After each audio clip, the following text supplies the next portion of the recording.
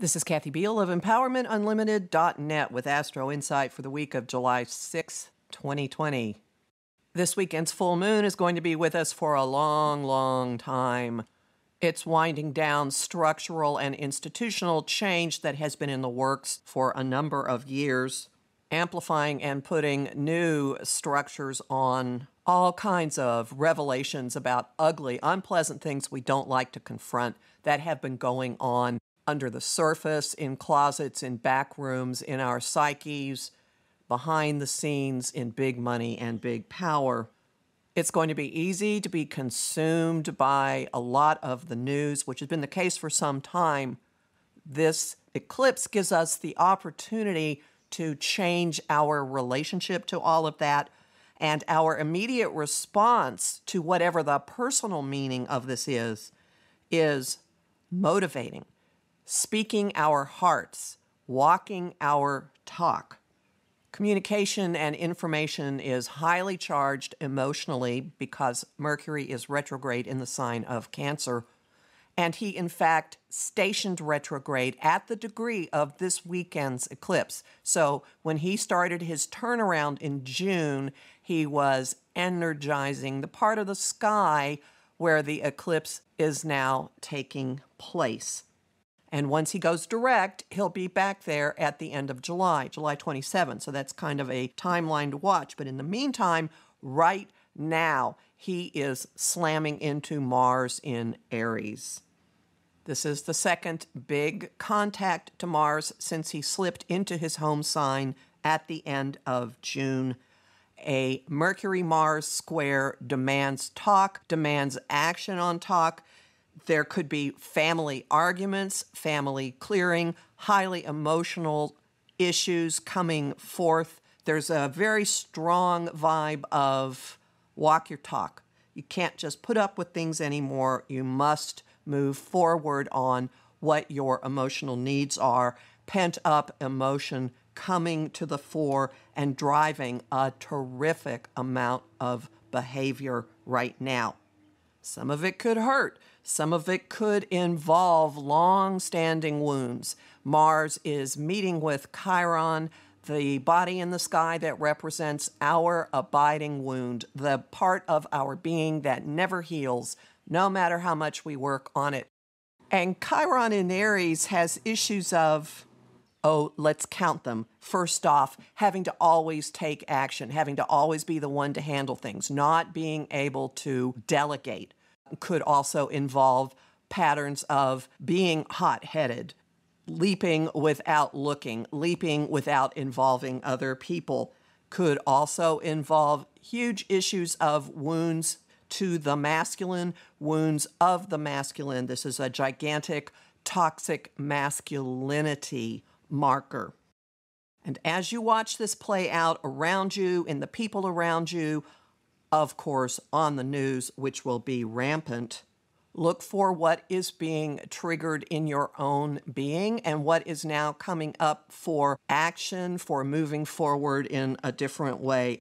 One more note about how this will be showing up collectively.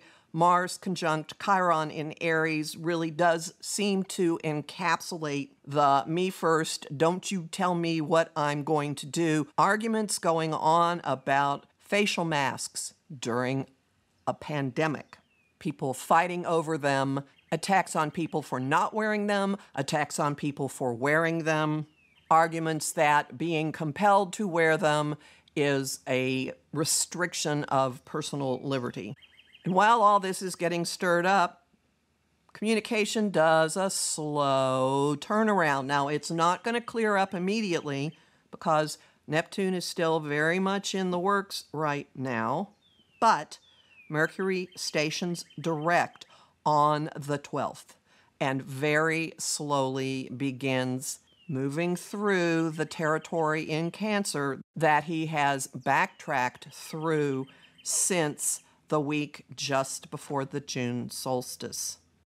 This might bring emotional clarity. This might bring information that makes some things make sense. This might bring more of an ease in communicating things. It might bring less of a personalizing and pity party response to information, but again, does not completely clear things up because at the same time as Mercury stations direct, the Sun is in an open current to Neptune, the cosmic fog machine, the dream weaver, the influence in the sky that is most unhinged from earthly experience.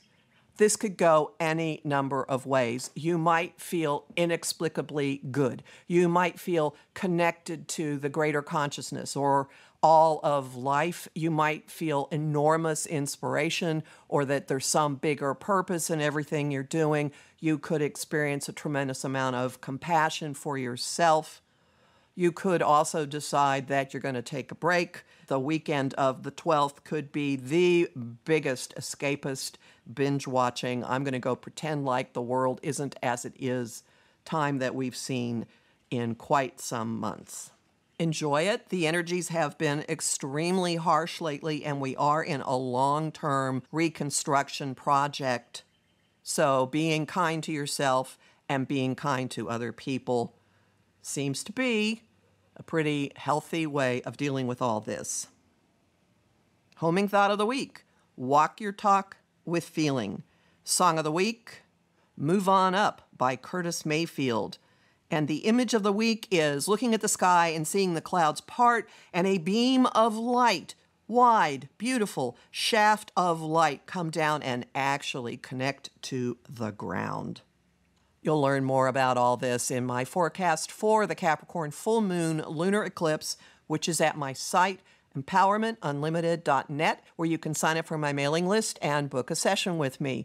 You'll find lots of bonus content at patreon.com/Kathy Beal, and I'm really grateful to the people who are keeping my work going by supporting me there. There's lively discussion on Facebook at Empowerment Unlimited and the group The Astro-Insight Lounge. Whatever I feel like posting on Instagram at @KABeal, and I'm on YouTube at The Professional Aquarian Channel. Talk to you next week.